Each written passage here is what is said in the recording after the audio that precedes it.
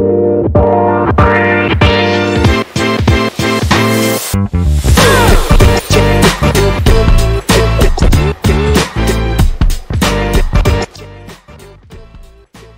aí pessoal, tudo bem? Sejam bem-vindos à primeira edição do nosso podcast, a 290cast, né? Nós estamos aqui hoje realizando um projeto de extensão que foi coordenado pela Coordenação de Engenharia Civil do IFRO Campus Porto Velho Calama, né? Juntamente ao MEC. Nós hoje estamos propondo a ideia de engenharia em ação, da teoria à prática, do porquê fazer engenharia civil é tão importante. Como nós iremos apresentar um podcast de uma forma mais dinâmica, eu gostaria de nos apresentarmos primeiro para poder decorrer a apresentação. Primeiramente, apresentando a Diego. Bom, pessoal, me chamo Neto Rodrigues. Hoje estou cursando Engenharia Civil, né, pelo IFRO, pela instituição. Também sou formado em técnico de edificações aqui pelo campus, pelo IFRO. E assim, é um motivo de muito orgulho e muito gratificante poder debater hoje sobre esse tema, né, sobre a nossa área. Desde pequeno sempre foi um sonho para mim. Eu também faço parte atualmente da CEOSP, que é a Secretaria de Estado de Obras e Serviços Públicos, né? E lá eu faço parte da CPO, que é a Coordenação de Projetos e Orçamentos. Então lá a gente tem umas demandas que eu faço parte da equipe de topografia na CEOSP. Inclusive eu quero mandar um abraço para o Aladinho e para o Marcelo, que estão aí nos assistindo, nos acompanhando. E lá também eu faço parte do orçamento, né? Então a CPO ela realiza isso. E assim, está aqui hoje, como eu falei, né, debatendo e trazendo essa questão da extensão para a comunidade externa do IFRO, é muito bom porque a gente consegue ter essa comunicação tanto da nossa experiência quanto trazendo isso para a realidade e para a comunidade externa. Perfeito. Bom, galera, eu me chamo Ismael Portela, também sou egresso do IFRO, formado em 2021. Atualmente eu estou trabalhando na área, né, na empresa de desenvolvimento urbano da Indu, na parte de gerenciamento de espaços públicos. E aí pessoal, tudo certo com vocês? Bom, eu sou o Johnny Gabriel, eu sou técnico em informática, formado aqui pelo Instituto Federal de Rondônia, e hoje eu estou fazendo engenharia civil, que era uma coisa que eu queria desde o meu 5º ano. E no momento eu não estou estagiando, mas assim que aparecer uma oportunidade de estágio, eu estarei com certeza, se Deus quiser, entrando. E aí pessoal, como é que vocês estão? Eu sou o João Lucas Bellarmino. Dentro do grupo aqui, nos nossos apelidinhos aqui, eu sou conhecido por Bela. Então, como isso aqui não é algo tão, vamos dizer assim, formal, nós vamos nos tratar com os nossos apelidos. Juntamente com os meninos, eu estou cursando engenharia civil aqui no IFRO. Também com eles, o Aníbal, o Ismael e com eles já, gente bom, falando também sou técnico em edificações. Atualmente, eu estava realizando um trabalho de consultoria na área de elaboração de projetos e atualmente eu estou no ramo da engenharia diagnóstica. Quero mandar também um abraço lá para a minha equipe, para o Ailton, para o Lucas, para o Everson e para o nosso chefe Silvio, a galera assim, de qualidade que tem me auxiliado bastante nessa nova fase da minha vida, assim, aprendendo um pouquinho mais sobre engenharia diagnóstica. E, ó, com o Luiz agora. Voltando aqui para mim novamente, né? E já foi passado de mão, eu também sou formado no IFRO por técnico em edificações, né? Meu apelido aqui no grupo é chamado de ELT, um apelido fornecido pelo Ismael, que a gente chama de Ismael. Mas de onde surgiu a 290 Team, né? Por que a gente hoje veste essa camisa, né? A gente veste essa logo? Explica aí para eles, Danilo, por que a gente teve essa ideia de montar esse grupo e hoje a gente está assim, a caráter, né? Assim dizer. Bom, pessoal, a 290 Team foi um grupo, né, composto por nós 5, e se unimos no começo do período letivo. Assim que começou, quando surgiu a primeira demanda do primeiro trabalho avaliativo, a gente decidiu se unir, se juntar. Eu já conheço o Luiz desde 2017, então assim, a gente se conhece no 8º ano, sempre realizou trabalho junto, no 9º ano também.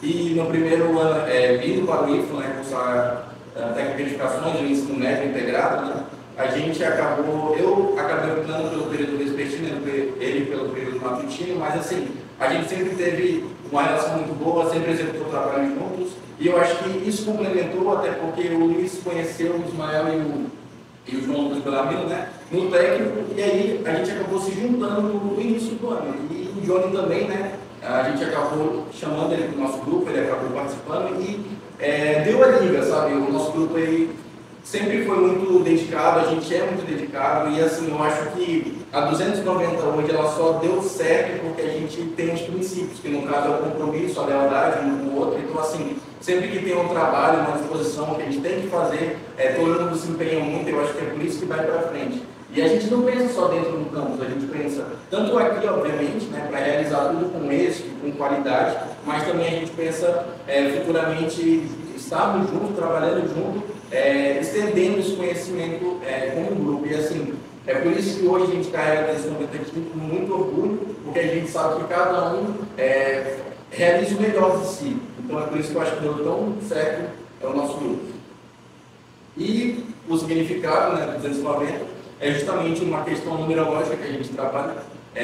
No início do ano, a gente sempre, quando a gente começou a conversar e estar junto, a gente tinha que ter ali colocar o nome do grupo, né? E aí a gente começou a pensar nisso, foi aí onde se desenvolveu uma questão numerológica, que já veio muito tempo atrás, e a soma dos nossos nomes, dos nossos apelidos, acabou resultando na soma de 290, e aí acabou ficando, foi realizado a logo, então ficou marcado e a gente permaneceu com isso. E aí também hoje a gente tem 290 Cast, que é o que a gente está propondo para vocês.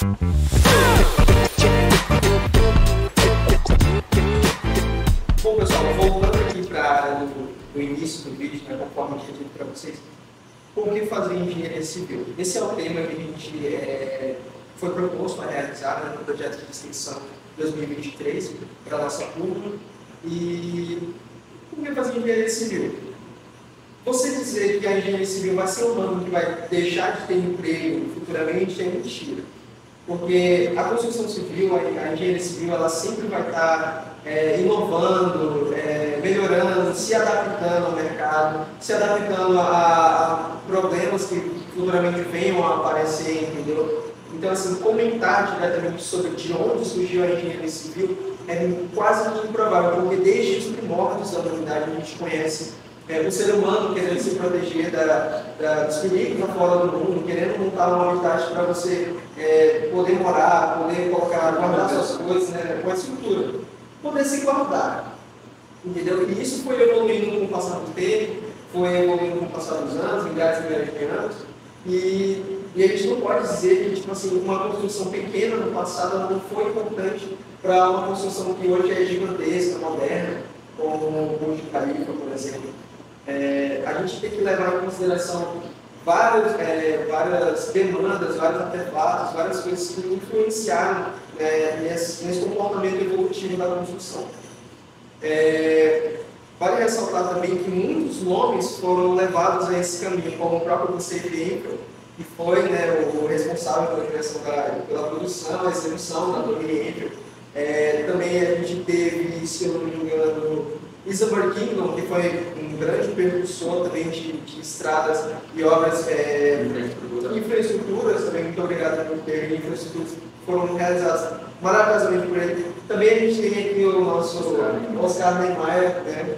Também teve um auxílio de um engenheiro que era seu parceiro, entendeu? Que executou essas obras junto com ele. Então, muitos nomes foram revolucionários nesse decorrer do caminho, entendeu? E a gente para pensar o seguinte: se foram surgindo vários nomes, e se a engenharia civil é tão importante assim no mercado e para a vida em comum, entendeu? De várias pessoas, de várias profissões, a gente não pode estar colocando uma profissão acima da outra. Por exemplo, se você quer ser um advogado, você precisa de um escritório. Se você quer ser um dentista, um médico, você precisa de um consultório. Então, a engenharia civil, o engenheiro civil ele vai estar lá para te ajudar com isso, ele vai estar lá para criar essa oportunidade de você ter o seu negócio, entendeu? E isso com um negócio dele, entendeu? Fazendo girar a economia e por aí vai. Só que a questão que entra, na verdade, é atribuições do engenheiro civil. O que a gente costuma falar sobre atribuições do engenheiro civil? Leis, normativas, regulamentos que vão reger o que ele tem que fazer, né? E assinando assim, vários documentos, lendo documentos, examinando projetos, para que ele assuma uma responsabilidade do que ele faz, para que ele assuma uma responsabilidade sobre a vida das pessoas, né? Então, levanta aí uma questão filosófica mesmo de por que existem matérias em grades curriculares assim, em outras instituições, e até mesmo na nossa, que é um ponto que eu vou destacar mais à frente, do porquê tem filosofia na engenharia civil. Muitas pessoas pensam, mas engenharia civil é filosofia que você vai pensar, cara. Mas é justamente isso. Você vai pensar, você vai moldar o seu caráter, você tem que ter você tem que andar eticamente na sociedade, ser um bom cidadão, ser um bom engenheiro civil, porque você não vai estar lidando só com construções, você vai estar lidando com várias e várias vidas, desde o começo da execução da obra até a finalização, e passado judicialmente o tempo que você fica responsável, eticamente e moralmente, você sabe que aquela obra foi projetada e executada por você. Então, aquilo ali fica como gratificação para o resto da sua vida. Então, você tem que ser lembrado por aquilo e ser responsável por aquilo. É como, antes de eu entrar na engenharia, a minha amiga alertou, né? Meu filho, o médico, se ele errar a dose de determinado medicamento, ele mata uma pessoa.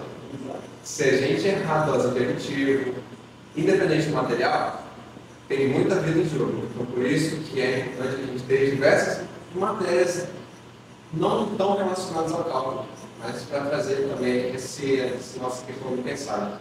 Mas pode dar continuidade. Dando a oportunidade, obrigado pela realmente isso aí que eu estava falando, né? A gente tem uma responsabilidade a mais, porque a gente está lidando só com uma vida, a gente está lidando com várias. E como você falou de cálculo, não tem como a gente falar da engenharia civil sem falar onde que a gente está construindo engenharia civil. Atualmente a gente está construindo engenharia civil no IFE Campus Ponto Velho Calão. Nós estamos no quarto período, como eu já tinha mencionado anteriormente. E como que é o ensino no IFE, o ensino de engenharia civil no IFE? O curso de engenharia civil no IFE tem recebido, ultimamente recebeu a nota 5, né? Nós somos avaliados em nota 5. E aí, eu gostaria de apresentar também umas imagens na tela, né? Vai estar passando, coloquei nas imagens que eu vai estar aparecendo aí para vocês. E antemão, eu gostaria de avisar o seguinte: vai estar aí agora aparecendo um QR Code para vocês se inscreverem, entendeu? A gente já estão abertas as inscrições para o IFE. Se você não finalizou o ensino médio, quer fazer o ensino médio, pode fazer com a gente também. Se você já finalizou o ensino médio, faça engenharia ou faça outros cursos que estão disponibilizados na nossa grade curricular. E vai estar passando aí nas imagens na tela para vocês a nossa estrutura, entendeu? Do nosso campus, de como ele é. Nós temos um auditório que cabe um valor de mais ou menos 200, 300 pessoas, entendeu? Nós temos uma biblioteca confortável, com um acervo de livro muito grande, entendeu? Até porque tem pessoas que também é aberta à comunidade. Gostaria de lembrar que a biblioteca do IFE também é aberta à comunidade externa, para vocês estarem lendo seus livros, estudando, tirando dúvidas e etc. Também temos as salinhas de estudo, né, na nossa biblioteca, que é um espaço mais reservado, onde alunos querem escrever no quadro, querem exibir seus cálculos, entendeu? Fazer aquelas atividades de prova e etc. Aqui está passando também a imagem das coordenações, entendeu? Antemão a gente já fez edificações, como já foi mencionado, e agora fazendo engenharia civil, entendeu? Essa é o corredor das coordenações. Já está passando aqui também o corredor, a imagem do corredor dos laboratórios de engenharia civil que nós temos no IFE. O laboratório de materiais bem equipado, com um acervo de materiais qualificados, entendeu? O laboratório também, aí também está passando o laboratório de materiais de construção. Pode. Gente, não, é só agradecer mesmo a professora Valéria também, que fornece, né, toda a ajuda, os conhecimentos e está sempre nos ajudando. Então, assim, um abraço para a professora Valéria e agradecer mesmo pelo conhecimento dos cursos. E aqui também nós temos, obrigado, Timão, desculpa. Nós também temos o laboratório de mecânica dos solos, né, como vocês podem ver na imagem. Todos os laboratórios eles são bem equipados, né, bem elaborados. O laboratório de hidro sanitário vai estar aparecendo aí para vocês. E assim, falando, já que eu falei dos laboratórios, falei do acervo de livros, falei de como é a qualidade do ensino, nós estamos hoje executando um projeto de extensão. O projeto de extensão ele vai levar o conhecimento de pesquisas elaboradas por alunos para a comunidade externa do IFE, que são vocês que estão nos assistindo agora. Entendeu? A gente quer levar esse conhecimento de como é a nossa área, de como é a experiência no IFE, como é a experiência dos nossos estágios, das nossas áreas que nós estamos nos especializando hoje, entendeu? Atualmente. E assim, falando de modo geral, a construção civil, a engenharia civil, na verdade, ela vai estar ligada ao ramo da construção civil. Né? Não tem como falar de engenharia civil sem a gente falar da construção civil. Quem está mais focado nessa área, vamos assim dizer, que está mais estudando essa parte de gerência de espaços públicos, falando sobre construção civil, é o Ismael, né, que é o estagiário pelo Embu. Aí eu vou estar passando a oportunidade de palavra para ele poder estar explicando para a gente o processo de construção civil. Bom, eu costumo dizer que a construção civil ela é o arroz e feijão do engenheiro, né? Se você for para um recém-formado, um engenheiro que saiu agora da universidade, um engenheiro, uma engenheira, a 90 a 80% deles vão seguir por ramo da construção civil. Que a construção civil em si, ela é basicamente tudo que envolve infraestrutura. Então a gente está falando de construção de edificações de baixo padrão, de alto padrão, de estradas, de planejamento de cidade, de planejamento hidráulico, entendeu? Iluminação, então, tipo, tudo que vai abranger infraestrutura, você está falando da construção civil, entendeu? Então, qual que é a importância de você entender, como o Luiz tinha citado, o pensamento filosófico, né? A construção civil, quando você está construindo, você tem que entender para quem você está construindo. No caso de uma empresa privada, você tem que entender as necessidades do seu cliente. Mas no caso de você estar construindo uma obra pública, você tem que entender para quem vai ser o público-alvo. Necessidade. Né? Isso, você tem que entender, você tem que absorver as necessidades da pessoa, do alvo, e saber aplicar ela da melhor maneira, viabilizando o seu projeto, viabilizando a sua obra. Porque um dos pilares de um engenheiro civil é justamente o quê? Economizar. O cara precisa do quê? Gastar, ter um custo baixo, tem que reduzir os custos sem perder a qualidade.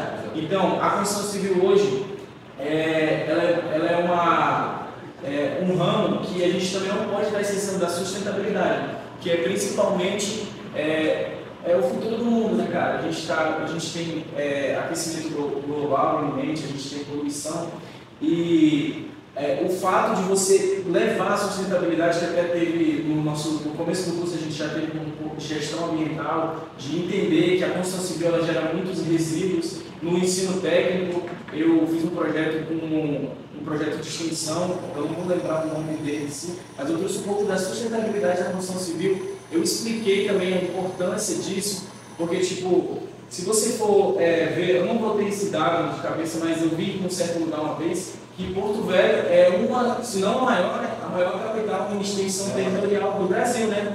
Então, se você for ter isso em mente, na questão geográfica, você tem como expandir. Então, mas para você expandir, você tem que conhecer para quem você está construindo, conhecer as necessidades e também conhecer o local, que é justamente conhecer o tipo de solo, que é justamente conhecer o tipo de região do Brasil, que se você for fazer um projeto para a região norte, ele dificilmente vai ser o mesmo projeto lá para o sul, lá para o nordeste, que tem a questão da maresia. Então, é entender aonde você está construindo, pensando nas novas tecnologias também, que a gente tem os estudos das novas tecnologias, que tem o IFE, o próprio IFE, como foi dito, ele impulsiona, você a alavancar o seu conhecimento acadêmico, ele te leva para frente casos de colegas, exatamente no caso da pesquisa que você vai testar, a professora Valéria, né, como o Olímpio tinha citado, é uma professora que vai incentivar muito o aluno a pesquisar, a ele a testar. No começo de aula, ela até citou, a gente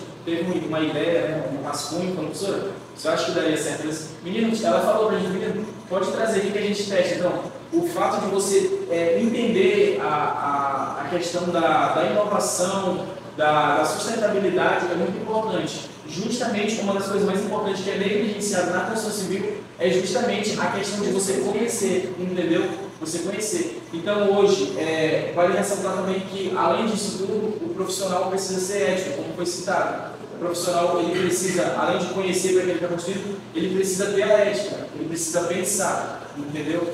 Então, o ponto principal hoje de importância da construção civil que eu tenho para mim, como acadêmico, com as minhas experiências, é justamente você conhecer a pessoa que vai estar usufruindo da sua obra, da sua edificação e o local, entendeu? Eu vejo como isso. É justamente isso. A questão do local vai aplicar a várias técnicas e métodos de conhecimento, porque assim, é justamente isso que você acabou de falar, né? Você tem que entender a necessidade da sua obra, para quem você vai produzir e principalmente antes de realizar um projeto, antes de calcular o orçamento e por aí vai, é necessário que você conheça o seu terreno onde você vai alocar a obra, onde você vai trabalhar essa edificação. Então, assim, para isso, na engenharia civil, a gente tem a área da geotecnia, que é um exemplo, né? Que a geotecnia ela pode ser dividida em duas partes, duas áreas de atuações, que são a parte da questão mesmo dos estudos aplicados à geotecnia, né? Por exemplo, sondagem, a mecânica dos solos, mecânica das rochas, dentre outras também, porque a gente tem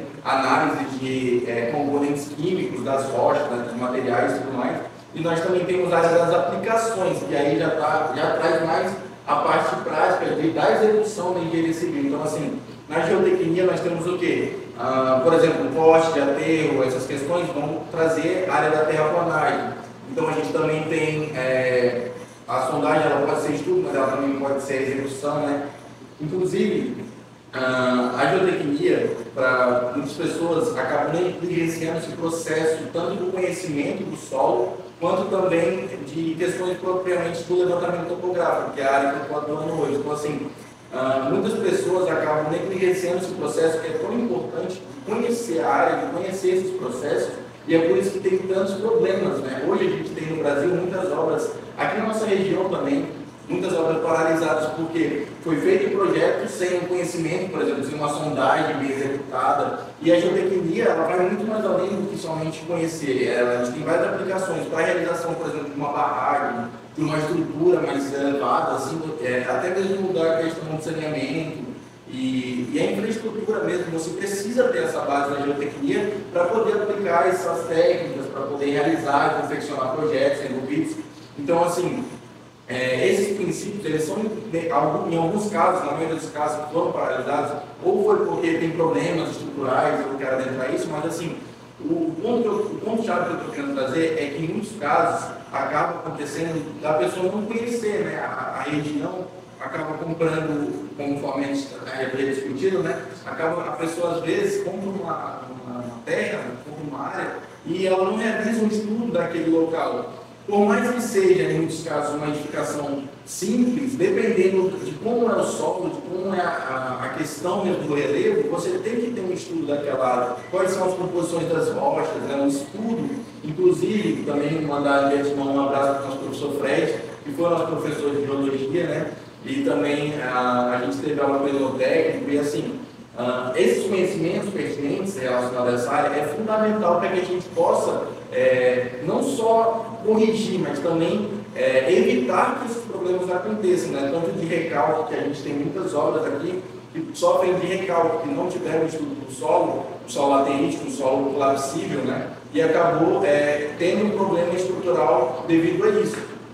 E a geotecnia também é aplicada a várias outras áreas, como por exemplo na utilização de um material. Aqui na nossa área, a gente tem um fácil acesso a um material granítico, né? Então, o nosso agregado granulítico que a gente utiliza na construção civil é de extrema qualidade, mas em outras regiões, por exemplo, porque o Brasil é uma área muito extensa, então a gente tem várias composições geológicas diferentes. Então, assim, na região Nordeste tem algumas edificações simples que foram compostas por seixo rolado, por exemplo, que é um material menos resistente. Mas isso implica dizer que, dependendo da região, dependendo do estudo que você pode fazer, essa área ela surge como uma ciência que auxilia na confecção desses projetos, até mesmo na elaboração. Então, assim, é fundamental conhecer. E, bom, eu queria jogar aí na tela, joguei na tela umas imagens, né, para a gente poder demonstrar melhor. Bom, pessoal, essa imagem aí é eu lá na CELSP, né, executando os levantamentos topográficos. E, assim, resumidamente, a aplicação da topografia, eu queria dar um adendo antes de adentrar as imagens, que, assim, a topografia ela é essencial. A gente tem os conhecimentos que o professor Reginaldo trouxe para a gente, né, dando topografia. E, assim, um abraço também para o professor Reginaldo, o Augusto também, todo o corpo docente do IFO, porque aqui no IFO a gente acaba esquecendo de falar, mas assim, são vários professores que já deram aula para a gente, tanto técnico, e agora estão dando aula também na graduação, né? E agora, só a gente interrompendo, né? Eu gostaria de colocar aí também na tela, coloquem na tela o QR Code do nosso PPC, porque eu esqueci de avisar vocês, mas a gente, conforme a gente vai conversando, a gente vai esquecendo, né, de algumas coisas. E a gente vai falando de algumas matérias e dos professores, então é importante que vocês leiam o PPC do curso, o projeto pedagógico do curso, e vocês estejam atentos à grade curricular, entendeu? Porque tem matérias que são de suma importância para a nossa formação. Mas, desculpa aí, pode estar complementando, é importante destacar porque aqui de frente tem profissionais de excelência, de qualidade, que sempre estão dispostos a nos ajudar, a tirar dúvidas. Então, assim, assim, é válido a gente sempre destacar porque é muito importante. Bom, retornando, né, a imagem na tela novamente, esse aí é o levantamento topográfico que é feito lá na CEOSP, né, a gente vai lá com o equipamento que a gente utiliza o T300, que é um RTK de extrema qualidade. Na imagem ali do meio a gente consegue ver a antena, né, que a gente utiliza para poder conectar no satélite. O método que a gente utiliza é o GNSS, traduzindo ao sistema global de satélites por ponto que a gente vai coletando.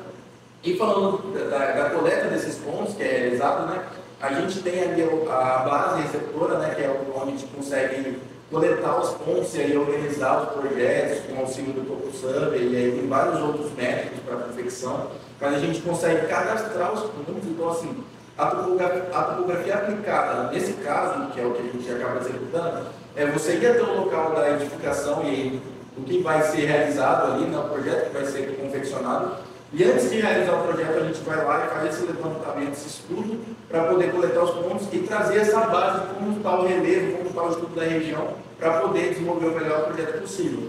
E no caso, a gente tem a base, né, que fica estacionada, a gente vai lá, monta ele, o equipamento, e logo após também a gente tem um rover, que no caso é a terceira imagem, que eu estou coletando ali no ponto do meio-fio, né, um exemplo prático da situação.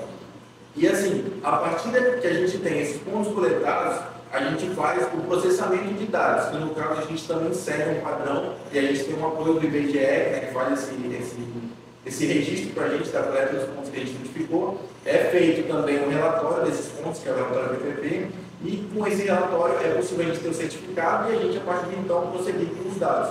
E aí, lá na CEOSP, eu também faço os projetos, né, desenvolvendo os projetos junto com a equipe.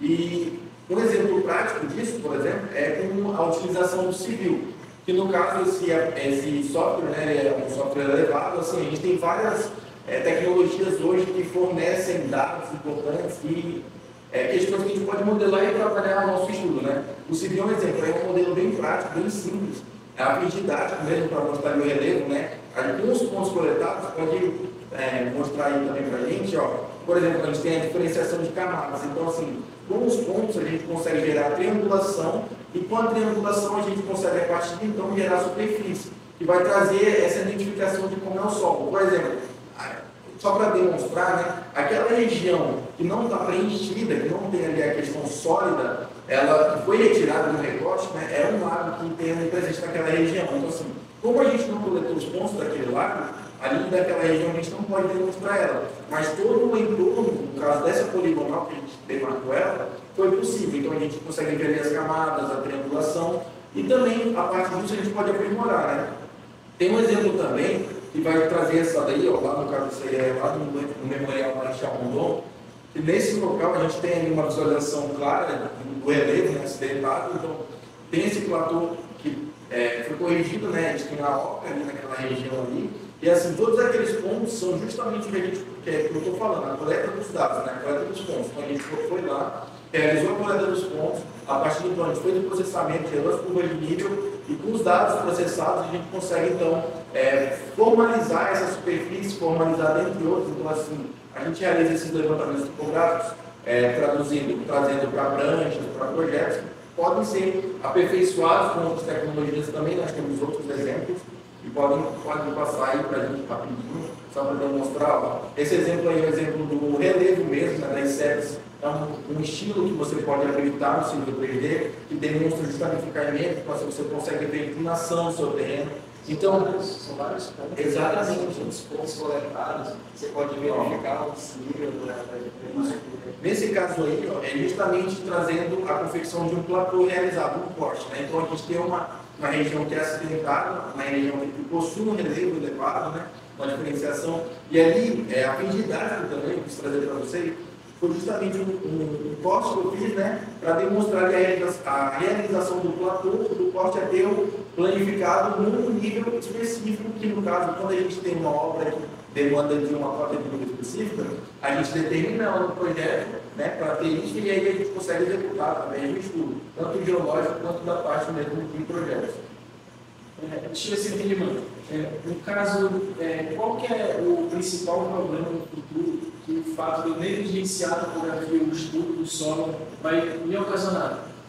Bom, justamente, isso é muito de extrema importância, como eu havia falado. muitos casos aqui no Brasil, acabam negligenciando, querendo reduzir os custos, mas assim, a topografia aplicada, ela vai de contra a você reduzir esses custos, né? A gente sabe que se você tenta economizar numa obra que essa questão econômica não é prevista, né, você acaba tendo problemas futuros que acabam te trazendo mais prejuízo do que você acabar realizando um estudo decente. Então, assim, é importante, é válido destacar esse ponto, porque assim, a topografia aplicada, assim como os diversos estudos geológicos que nós temos, é fundamental para evitar justamente esse tipo de problema, de rachadura, de recalques que a sua estrutura pode ter. Então, assim, para corrigir um problema desse, custa muito mais caro do que você simplesmente fazer um trabalho bem feito. Então, assim, tem casos que não necessita, de fato, tem casos que é simples, então, uma edificação de uma correção, uma reforma básica, então, assim, tem casos que não precisam desse estudo. Mas para você construir, é necessário que você conheça. Então, é só para finalizar mesmo, é de suma importância destacar esses pontos e para garantir que os projetos que podem ser executados, futuros, né, com esse estudo realizado, fica mais fácil e fica seguro. Né? Então, é só isso mesmo que eu queria trazer, essa questão, esse debate, né, para que possa ser realizado projetos com qualidade. Os pontos, na verdade, que tem que ser levantados é que o engenheiro ele tem que economizar. Ele tem que economizar, entendeu? Ele tem que fazer algo de qualidade, gastando assim, consideravelmente um valor não muito alto nem muito baixo, mas ele não pode chegar a negligenciar tais pontos sem uma topografia descartada, porque consequências como essa levam prejuízos enormes futuramente, entendeu? E quando você negligencia um passo, você acaba atrasando o seu projeto. Porque já vai ter mais de projeto nessa área, fala aí pra gente. Como é que funciona, né? Já entrando nessa parte aqui, que foi bem colocado a questão dele expressar que é importante a gente ter um conhecimento sobre o nosso solo. Eu não entendo muito da área de topografia, mas falando um pouco do estudo, né, do solo, no caso da sondagem, porque que, para mim, que gosto mais da área de projeto, é importante. Eu tendo uma noção de como é o meu solo, como que está a questão da estabilidade dele, como que, por exemplo, não sei se ele acabou dando aquela ideia sobre os matapões que tem, aquelas falsas pedras, né? Então, tendo o estudo do solo, eu consigo saber como é que está a situação dele para eu poder realizar um projeto, por exemplo, estrutural. É com base na resistência, na qualidade daquele solo, que eu consigo saber qual tipo de fundação eu vou utilizar, uma fundação rasa, uma fundação profunda, e é com base nisso que a gente tem um projeto de qualidade.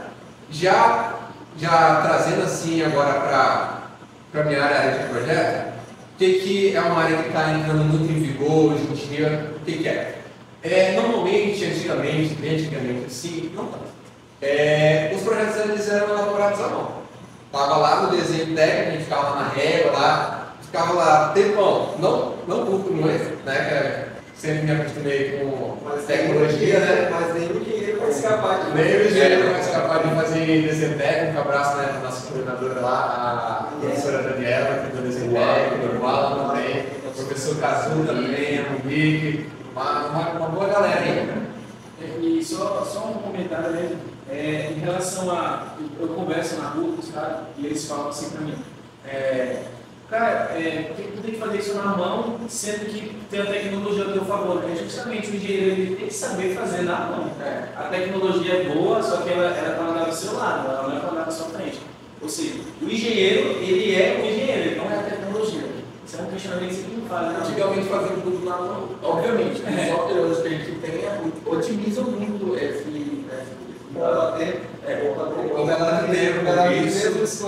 Isso fazer a tecnologia. Eu preferia fazer a tecnologia. Já teve situações de a pessoa chegar e falar assim para mim: preciso que tu tire planta baixa de tantos pavimentos aqui. Se eu fosse fazer isso, não tinha planta baixa de nada. Se eu fosse fazer isso no AutoCAD, por exemplo, na mão não se fala. Se eu fosse fazer isso no AutoCAD, demoraria horas.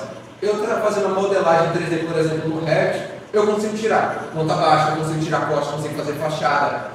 Então, a gente tendo essa facilidade, isso aqui faz uma otimização, usar uma otimização muito melhor na nossa elaboração, que vai fazer com que a nossa etapa de execução seja melhor executada, assim dizer. Então, a área que eu fui apresentado um tempo atrás, no período com a galera, foi, no caso, a metodologia BIM, que é uma metodologia que a gente vai fazer uma modelagem com informações relacionadas a diversos elementos estruturais, hidrossanitários, entre outros. Por exemplo, no AutoCAD, quando a gente vai construir uma parede, a gente bota duas linhas, pinta com um layer dela, né, a parede, ok. No Revit, se a gente vai construir uma parede, a gente pode colocar se ela é feita de bloco cerâmico, se ela é feita de bloco de concreto, a gente vai colocar as camadas delas, vai ter reboco, chapiço, dentre isso. Com base nisso, a gente, quando no AutoCAD, a gente não consegue, mas a gente consegue ter a volumetria daquilo e, por exemplo, calcular quanto de tijolo a gente vai utilizar, quanto de argamassa, quanto de cimento, isso a gente pode fazer em longa escala. Tem que ter uma noção muito boa. Tem que ter uma noção muito boa, tem que saber os processos, passo a passo, não é só pensar, vou pegar e vou começar a fazer Revit. Tá, tem que estudar bastante, mas é bom que a pessoa tenha pelo menos uma noção de que vai numa parede, para poder começar, não chegar lá sem entender de nada. Por isso que é necessário ter os embasamentos, conhecimentos primordiais para que você possa adentrar em tecnologia. Com certeza. Então, agora aqui trazendo, né, os nossos tópicos sobre os projetos em BIM. Como é que funciona? A gente primeiro vai ter a nossa volumetria 3D, que é a parte que eu mais gosto. Que no caso a gente pega e vai começar a construir a nossa casinha. Eu vou jogar aqui na tela aqui o modelo que o Johnny começou a elaborar, na época que ele começou também a aprender Revit. A gente tem aqui uma nossa casinha de um pavimento, um pé direito alto e com essa modelagem 3D que ele fez, a gente consegue tirar, por exemplo, deixa eu colocar aqui, a gente consegue tirar as pontas de piso. Esse vídeo eu passava o projeto agora. A gente consegue tirar a nossa ponta de piso. Nessa ponta de piso a gente consegue delimitar a cota, a gente consegue ver a área em metragem quadrada dessa nossa edificação. A gente tem a nossa planta baixa. Se a gente quiser, a gente pode exportar isso aqui, a gente tem a nossa planta baixa no AutoCAD, normalmente a prefeitura pede, né, em AutoCAD. A gente tem AutoCAD, a gente pode passar isso aqui com ArchiCAD, com um SketchUp da vida e fazer uma renderização 3D para deixar aquilo bonito para apresentar para o cliente. Isso também no modelo 3D, claro. Aqui a gente consegue já ir para o corte da vista, a gente já tem uma noção de como é que é o corte desse local, né? Aqui a gente tem outras opções de corte aqui. Deixa eu ver se vai dar para ver. Não está bem. Aqui, a gente conseguiu aqui abrir o corte aqui, a gente consegue tirar as nossas elevações, até essa elevação posterior ficou bem ruimzinha, mas a gente consegue além da nossa vista 3D. Muita coisa. E algo que vai ser abordado daqui um tempinho, nos próximos tópicos que a gente vai comentar, né? Com base nisso a gente consegue tirar informações para orçamento. Com base aqui, por exemplo, eu acho algo muito legal. Eu nunca cheguei a fazer, mas já ouvi pessoas comentando sobre. Tem determinadas empresas que dispõem de objetos de modelagem com a marca dela, pia, tubos de PVC, várias coisas, móveis. Eles modam, dependendo se o cara for bom aqui, ele consegue ver a disponibilidade do produto, pode até fazer o pedido para poder já chegar na obra. Já vi situações que os caras conseguiram fazer isso. Eu ainda não estou nesse nível, né? Estou estudando para se um dia eu conseguir. Vai conseguir. Amém. E isso aqui otimiza um tempo muito legal. No Revit a gente consegue também, eu não sei se tem aqui, eu creio que não tem. Sistema de tabela. A gente consegue anexar o nosso Excel, ou trazer o Excel para o Revit, ou o Revit para o Excel. A gente consegue fazer nossas planilhas orçamentárias aqui, que o Johnny vai tratar um pouquinho mais.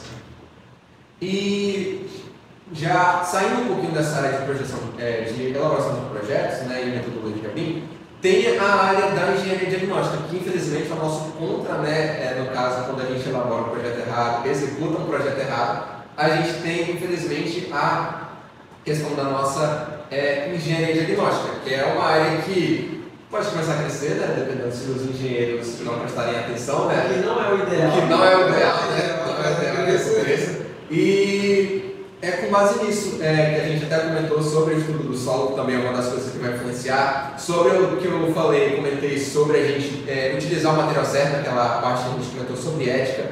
Então, tudo isso vai funcionar. E nesse ano, né, eu comecei a trabalhar, né, com a consultoria e eu entrei nessa empresa maravilhosa aqui com o pessoal, que também é na parte de engenharia diagnóstica. E como é que, só abordando um pouquinho para não tomar muito tempo, né, como é que funciona essa parte. A gente vai, né, a gente vai chegar para a gente, vai ter toda a nossa documentação e após isso a gente vai começar a nossa análise de patologia. O que o engenheiro nosso, Everson, né, uma vez ele comentando falou, o que é a patologia? A patologia é um sinal que a nossa estrutura dá para dizer o que aconteceu com ela, onde está o erro. É com base na angulação, onde está, se está em 45 graus, se está em 180, 90, é a partir dali que a gente consegue descobrir onde está o BO.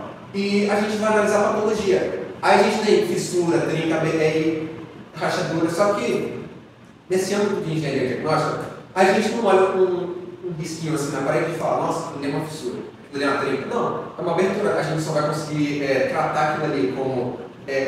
tratar não, a gente só vai conseguir classificar aquela patologia como fissura, trinca, rachadura, a partir do momento que a gente faz o teste nela com fissurômetrozinho.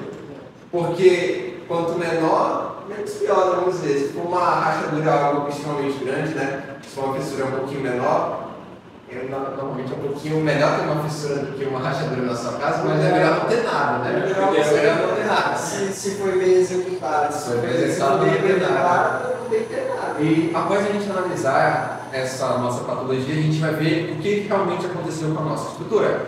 E saindo um pouquinho dessa questão de fissuras e tudo mais, a gente tem algo bem comum hoje em dia na questão dos nossos elementos estruturais. Nicho de concretagem, principalmente quando não há um adensamento. E também na ferramenta exposta, que são coisas que afetam muito, por exemplo, laje, viga e pilar. Afetam muito nossos elementos, que podem, infelizmente, causar danos sérios à nossa edificação.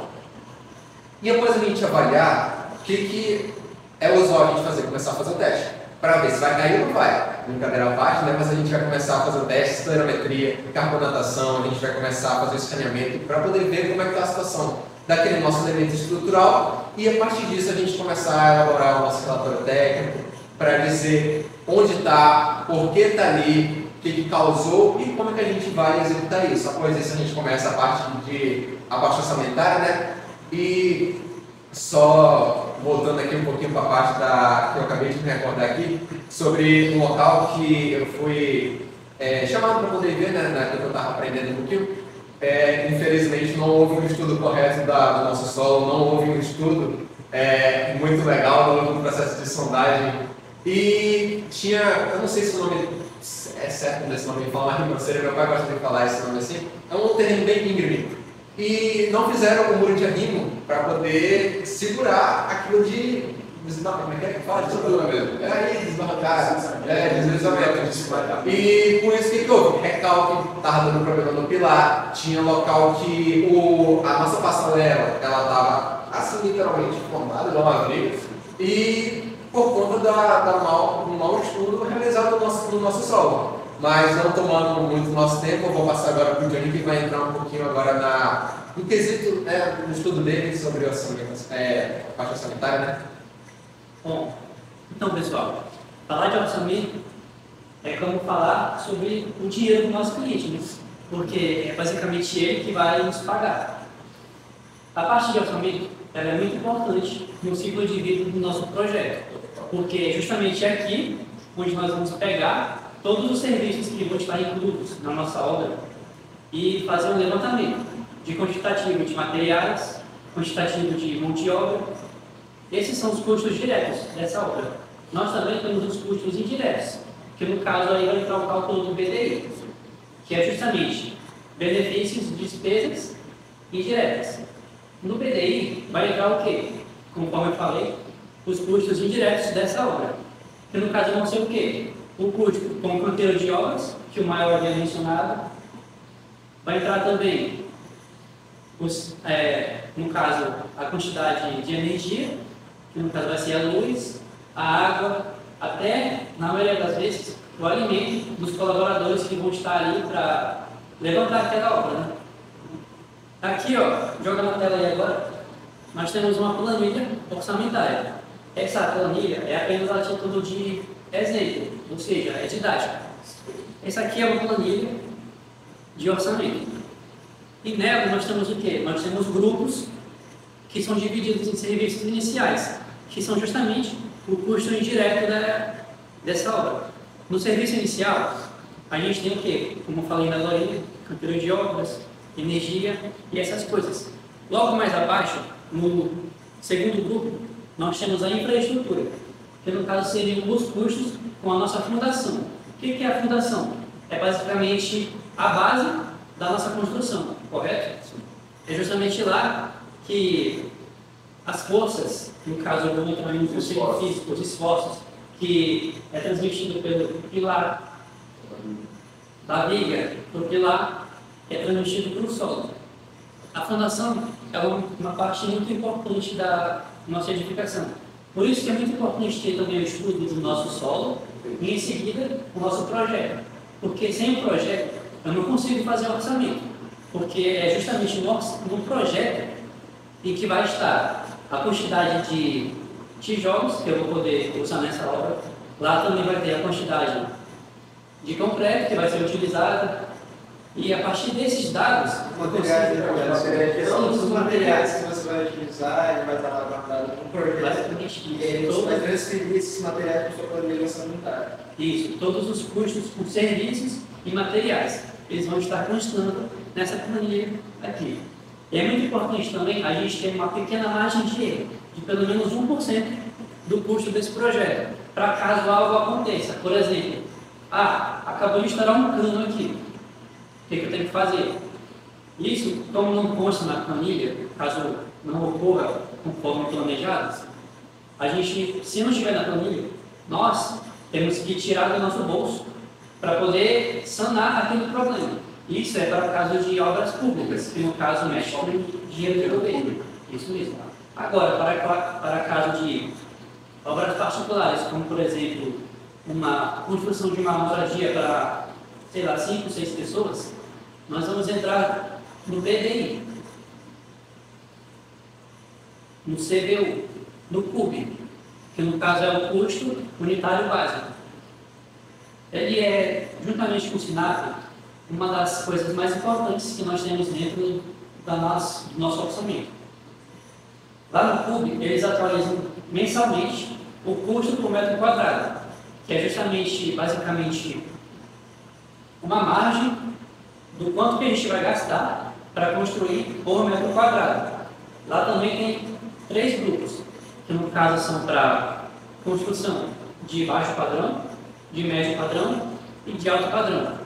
Como o nosso Brasil ele é muito extenso territorialmente, para cada estado brasileiro nós temos um público. No caso de Rondônia, o nosso custo por metro quadrado ele varia de quê? De R$2.000 até R$3.500. Isso mesmo.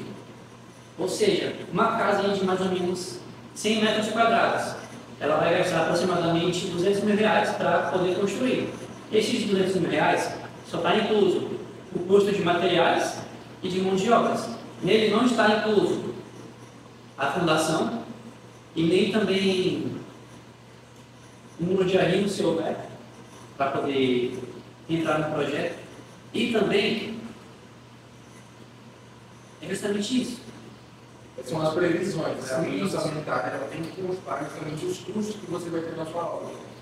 Eu acho que esse resumo válido destacar que, assim, conforme mesmo tu explicou, vai ter ali a base do SINAP, que você pode consultar os valores, principalmente em obras públicas, você tem que ter esse respaldo dos valores coerentes, tem que bater com o valor da planilha, porque senão pode chegar a paralisar a obra, né? Porque se não bate na planilha, obviamente tem algum material que ou está faltando ou está sobrando, e aí tem vários problemas que podem ocasionar. E um dos principais problemas que eu vejo, como sabe, o cara que está começando a construir, ele é novo, ele não tem muito experiência em orçamento, é justamente precificar a mão de obra.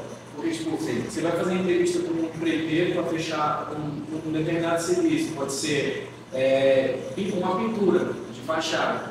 Você tem que saber negociar, você tem que entender com base no SINAP, né, como foi dito, você tem que entender com base no público, né, para você ter uma base de conta, porque, tipo assim, o que mais acontece com essa etapa de negociação de mão de obra, essa etapa que mais acontece é justamente o cara vai olhar para você, sendo novo, esse cara não entende, é formado, mas ele não entende como funciona a mecânica do negócio. Então ele vai jogar uma presa, às vezes, te dar uma facada. Então, você ter esse respaldo, você ter esse conhecimento você sabe que não é um negócio de boca a boca, entendeu? É uma coisa que pode ser considerada até científica, né, digamos assim, para você consultar. Exatamente. Isso te dá um respaldo de não ser enganado por uma pessoa de má índole, no caso, entendeu? Eu acho isso interessante. Por isso, esse segmento que a gente está trazendo é justamente um padrão de como você constrói, começa a identificar uma construção, um padrão. Então, assim, tem um estudo solo que deve ser realizado. Tem, principalmente, né, inicialmente, você tem que estar por dentro da equipe das questões ambientais, logo após conhecer o seu terreno, ter um projeto coerente que também esteja coerente com a planilha orçamentária para que você reduza esses custos e, principalmente, quando é uma obra particular, muitas questões, quando você quer ganhar dinheiro, né, às vezes as empresas ou a empreitada acaba reduzindo os custos, mas, assim, tudo tem que estar previsto dentro da planilha orçamentária para que você não tenha problemas futuros. E é por isso que é tão importante. A parte de orçamento é uma das partes mais importantes do nosso ciclo do projeto, como eu havia mencionado anteriormente. Porque qual é a primeira pergunta que o nosso cliente vai fazer para a gente quando a gente estiver solicitando a obra? Quanto que vai custar? Ou seja, ele está preocupado com quanto que ele vai desembolsar para poder levantar aquela obra. Então, quando nós estivermos fazendo o nosso projeto, logo em seguida fazemos o orçamento. E a partir daí que nós vamos tentar reduzir os custos, mas mantendo a qualidade para a gente poder evitar problemas como trincas, fissuras ou outras patologias que podem vir a acontecer. E aí, conforme eu tinha falado no começo, entra muito aquela questão de você não negligenciar passos, porque se você chega na planilha orçamentária, você mostra para a pessoa, para o cliente, você vai ter isso de gastos, vai ter X gastos. E aí o cliente fala, pô, eu posso reduzir isso, eu posso reduzir aquilo, vai entrar no quesito caráter, no quesito ética, você dizer, eu não posso fazer isso. Porque se eu fizer isso, vou estar comprometendo a sua obra, vou estar comprometendo a minha responsabilidade como engenheiro civil e a minha ética como cidadão. Entendeu? E tipo assim, querendo ou não, tem engenheiros que são assim. Tem engenheiros que eles olham e falam, não, dá para reduzir, eu posso reduzir, mas eles não ligam para o que vai acontecer depois, entendeu? Depois da planilha orçamentária, claro, depois que você passou nesses processos, você vai entrar na etapa de execução de obras. E aí, né, a gente começa... Cara, eu queria ressaltar uma coisa antes de entrar nessa execução, que o Luiz tinha falado da questão ética, porque eu tendo, na minha experiência, quando você está finalizando o seu orçamento, que é a última etapa de você executar, você tem que levar em consideração gastos extras, no caso algum tipo de imprevisto para você, no caso um acidente de trabalho, se você for um CNPJ, né? CNPJ fala uma empresa, CNPJ, você vai ter que custear, vai ter que pagar uma grana, então tipo, isso da questão ética, desse pensamento filosófico do engenheiro, não tem como você, sei lá, diminuir esse custo numa margem que você não vai estar ganhando, porque a base do engenheiro, cara, é conseguir ganhar dinheiro, ele tem que fazer milagre, entendeu? Ele tem que pegar um problema e solucionar esse problema da melhor forma, entendeu? Então, eu acredito que a parte ética do engenheiro, ela conta muito neste caso. O cara tem que entender que não tem como, tu é meu amigo, sou teu amigo, vou construir para você, beleza? Mas esse é o meu valor. Eu vou tentar reduzir os custos, eu vou pegar um produto final com qualidade, mas eu não consigo. Amigos, amigos, Amigo, a gente compra um pouquinho mais tarde, porque o nosso número, né, fica mandando mensagem toda hora. Inclusive, tirando a parte da brincadeira, assim, a gente quer mandar também um abraço para o professor Marcos Antilles, que também instigou, trouxe esses questionamentos dentro de sala de aula, né, no âmbito da filosofia. Então, assim, de fato, é muito importante e torna isso totalmente diferente quando você tem esse conhecimento, não só o técnico, mas também essa preocupação social, que é importante. Isso. E para seguir o nosso raciocínio, a gente chega na parte da execução, que para mim a execução é quando você vai tirar do papel, você vai realizar o sonho do cliente na execução. Então, a gente está levando aqui em consideração que você teve um bom estudo do seu solo, você conheceu a região que você está construindo, você orçou da melhor maneira para você ganhar dinheiro, está tudo ok, beleza, o que você tem que fazer agora? Você tem que executar. entendeu? A execução de obra ela vai muito além do que uma visita periódica no canteiro de obra. Inclusive o Luiz, a gente estava conversando, que a gente trabalha junto, a gente estava conversando, tem um dinheiro aí que o Estado estava falando, cara, ele só vai na obra, olha, tira umas fotinhas e vai embora de carro no carrão e vai embora. Isso não é executar a obra. Isso vai da demanda dele, se ele é ele tem um carro muito grande, um tipo de empresa, ele vai gerar isso, ele é muita tarefa, ele vai ter que gerenciar muita coisa. Então, isso é um caso, mas a execução de obra, é você ter um acompanhamento total, porque a sua obrigação como um técnico de edificações do caso, qual que é o principal ramo de um técnico de edificações? É justamente executar uma obra, né? Porque a gente pode, como técnico de edificações, a gente pode projetar até 80 metros quadrados, né? Mas a execução é livre, né? Se quiser executar aí, pode ficar à vontade. Então, você ter uma pessoa de confiança, você ter uma pessoa qualificada para fazer esse acompanhamento é de suma importância. Não é alguém que vai fazer a visita periódica. Você não vai passar confiança para o seu cliente se você só entregar a obra na mão do cara que vai dar a mão de obra lá e pronto. Não é assim que funciona. Para você ter uma boa execução, que aí é um local de fala que desde muito novo eu estou mexendo com execução. Eu comecei como servente, né, com meu pai, com meu tio, para entender já a dinâmica. E hoje é um prazer, estar aqui com os meus amigos, né, e cursando, é um privilégio estar cursando com eles e estar trazendo um pouco dessa minha experiência. Para você executar uma obra, você tem que ter um projeto de canteiro de obra. No que consiste o canteiro de obra? O canteiro de obra eu posso dizer, uma instalação prévia, provisória, onde você vai ter áreas operacionais e execução de todos os serviços. Isso, materiais. Exatamente. No canteiro de obra você tem justamente áreas operacionais e de convivência. E essas de convivência são o quê? Área de lazer, né? Lazer entre aspas, né? Tipo assim, você tem um espaço para descanso, uma telinha. Exatamente. Não está trabalhando. Exatamente. Você vai ter um lugar específico para guardar os materiais, um lugar específico para guardar as ferramentas, para descansar, para almoçar, entendeu? Se for o caso, tem um equilíbrio, né? Isso. Então, o meu ponto como uma pessoa que já trabalhou muito com canteiro de obra é você conseguir dimensionar o melhor canteiro de obras possível. Porque se você tem um terreno de 15 por 30, você tem um terreno de 15 por 30 e vai armazenar o material lá no fundo, sei lá, madeirite, para fazer um poste. Você vai ter que fazer depois uma forma aqui na frente da veiga montana, você vai ter que transportar esse madeirite do fundo para cá. Então, é justamente a locação. Onde eu vou colocar a minha areia, onde eu vou colocar a minha brita, onde eu vou armazenar minha madeira. Como eu vou armazenar minha madeira, como armazenar o cimento, principalmente como armazenar o cimento. Então, gerenciar uma obra é justamente você dimensionar o seu canteiro de obra para você ter uma melhor produtividade, entendeu? Para você não usar, seguindo as normas regulamentadas, as NBRs, né? Você também tem a NBR 11, que é de carga, de transporte de cargas pesadas, né? Exatamente, você vai otimizar o tempo, você vai estar usando um pouco da energia extra do seu funcionário, né? do pedreiro que vai estar executando. Porque, pensa comigo, o cara ele vai estar aqui na frente, então você desce aqui na frente, ele vai ficar indo lá atrás e voltando para buscar material, fica um pouco desgastante. Então, você tem que saber dimensionar onde receber, certificar se o material que está chegando para você é um material de qualidade. Então, você tem que ter essa expertise na parte que a execução está ligada 100% com a logística. Então, você recebe o material, você tem que saber ler a nota fiscal se é um material que foi pedido pelo rapaz do financeiro. Você só vai dar a sua assinatura lá de recebimento se chegou direitinho, entendeu? A utilização desse material, no caso de cerâmica, você tem que ver se os caras estão usando da maneira correta. Por isso que é importante,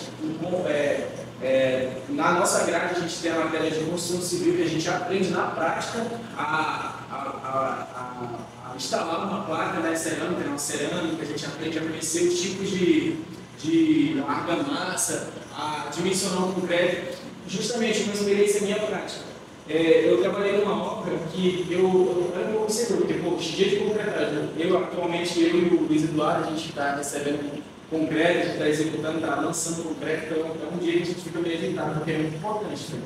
Então, no dia que eu fui receber concreto pessoal, que já estava tudo pronto, já tinha a viga baldrame pronta, a ferragem já estava seguindo com o projeto, o estrutural tinha a quantidade exata de distribuidores, eu contei tantos distribuidores, já estava tudo ok, já tinha passado o desmoldante, tinha uns espaçadores lá, estava ok, era só completar. nessa parte de concretar, é importante você entender um pouco sobre concreto. Se o engenheiro estrutural ele pedir um concreto com uma resistência de, sei lá, 40 MPa, né? Jogando bem alto, né? Estrutural. Isso, Bem alto.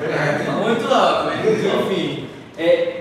Nesse caso, você tem que certificar que o concreto que você pediu é o concreto que chegou. Então tem um teste que faz. Isso, que é justamente o que? A gente faz tem um slam teste que a gente faz, né? Que a gente vê o espalhamento, o caimento, né? Então, você ter essa certificação vai garantir que o concreto que você está lançando para fazer sua laje, sua viga, sua estrutura, é o concreto que o responsável, o engenheiro, solicitou, entendeu? Então, assim, no meu caso, que eu queria falar, minha experiência prática, é que eu já participei de uma concretagem que o caminhão betoneira, né, ele teve que voltar 3 vezes, porque o concreto não era o mesmo, entendeu? Agora, vamos supor que você colocou uma pessoa para receber esse concreto que não é qualificado. O cara vai vir lá, rasgar o lacre da betoneira, vai lançar o concreto, pronto. Aí é dessa hora que tem o local para me trabalhar. Exatamente. O concreto na dessa certa, você retifica tudo isso. Exatamente. A utilização de vibrador. Quando que você vai utilizar um vibrador? Você tem isso, você vai ter para o adensamento, né? Se você tem uma altura muito grande, com certeza você vai ter que vibrar bem o concreto para ele preencher onde está o espaçador, entendeu? Porque se ele secava o concreto. Isso, a cura é muito importante. Então, a cura, você deixa a mangueira. Você cura o concreto por dentro, né? Aí o pessoal vai achar estranho, mas isso você só aprende em obra. Na verdade, a execução de obras é a etapa que eu mais gosto, entendeu? É a etapa que o Maior já deu um spoilerzinho, eu estou participando de várias execuções de projetos no parque da cidade. E aí é muita pressão quando chega o concreto, você tem que analisar tudo certinho, ver se a nota está coerente, ver se os horários estão coerentes, entendeu? E são essas aplicações que são fundamentais para a gente. É justamente entender essa dinâmica, né, cara? Porque além de você ter o conhecimento técnico, você tem que saber se impor como um responsável técnico. Uma situação que eu passei também, muitas situações que eu estou passando, é justamente uma briga entre 2 funcionários, um pedreiro e um servente. Eles entraram em confronto físico. O que eu vou fazer nesse momento? Eu não sou pai de ninguém, né? Não sou pai de ninguém, mas os caras estão dentro do canteiro de obra. Se alguém se machuca no período do canteiro de obra, quem assina RT, quem responde por isso, né? Você é o responsável técnico pela obra. Tudo que vai acontecer dentro desse canteiro, tudo que vai acontecer durante um processo construtivo de execução, seja, enfim, você tem que responder por aquilo. Então, o que você vai fazer? Você tem que saber ter expertise de conversar com as pessoas, você tem que saber. Isso também é muito importante também na grade de curso, a gente tem a matéria de comunicações e expressões, que é justamente para a gente aprender a se comunicar, a escrever. Então, além de a gente ser um profissional qualificado, a gente tem que saber justamente se comunicar, entendeu? Resolver problema no diálogo, entendeu? Saber, sem parecer snob, você conseguir juntar o seu conhecimento técnico com uma pessoa que não tem, saber conversar com a pessoa. Não precisa ser técnico, saber trazer para o mundo dela, como que funciona a dinâmica de uma obra, porque é justamente isso. Você tem que ter um controle dos seus operários, né, dos seus funcionários, fornecendo EPI, tendo um engenheiro de segurança do trabalho ou um técnico de segurança do trabalho, que é a pessoa que vai certificar de que ninguém vai se machucar, porque é justamente entrando na parte orçamentária. Se eu sou responsável técnico por uma obra e uma pessoa tem a vida ceifada, eu vou ter que, é minha obrigação repor, como eu posso dizer o termo, trazer, porque uma vida, né, cara? Mas eu vou ter que ajudar a família, né? Porque, o pai de família, que é a única renda da casa, eu vou ter que indenizar aquele cara e vai ser um custo muito grande. Então, vale a pena a gente negligenciar a segurança do trabalho? Vale a pena a gente comprar EPI sem a qualidade, sem o CA? Então, assim, a execução de obra, como é o ramo que eu mais gosto de estar ali mesmo, ali no sol, de entender porque acontece de tudo. Entendeu? Se eu quiser escrever um livro sobre execução de obra, de tudo que acontece, eu consigo, porque ali você tem todos os tipos de experiências possíveis, entendeu? Então, acontece tudo, cara, tudo. O que não acontece durante o projeto, durante a orçamentação, durante o estudo do solo, tudo acontece ao vivo ali na hora. Chegou o problema na tua mão, tu vai executar, acontece ali, cara. Exatamente. É muito estranho, bizarro, você só consegue essa experiência. Se você for, entendeu? Você ficar só na sala de aula fazendo cálculo, cálculo 1, 2, 3, física 1, 2, 3, se você não for a campo, você não vai conhecer como que é de fato ser um engenheiro em engenharia civil. Solucionar problemas. E fica o meu convite aí também para os meus colegas, né, meus amigos aqui, que cada um está estagiando em uma área, ter esse contato 100% mesmo com o canteiro de obra. Você estar no sol, pegar um bronzeado ali, porque ali você vai entender a dinâmica de como é resolver problemas, você vai se sentir até um engenheiro, né? Atualmente não somos ainda, né? Estamos encaminhando. Mas essa dinâmica de você conseguir solucionar os problemas, cara, da melhor forma, viabilizando a tua obra, pô, você aprende muito. Além de servir para a sua grade como engenheiro, vai servir como pessoa, você evolui também. Bom, como nós apresentamos já nossas experiências profissionais, né, que foi essa discussão, uma discussão um pouco longa, mas eu gostaria de fazer um convite para todo mundo que está assistindo. A gente vai colocar de novo novamente o QR Code na tela para vocês estarem se inscrevendo, né, poder fazer sua inscrição no livro, faça, não perca tempo, porque se eu não me engano a gente tem até a primeira e segunda semana de dezembro, com o processo seletivo aberto, entendeu?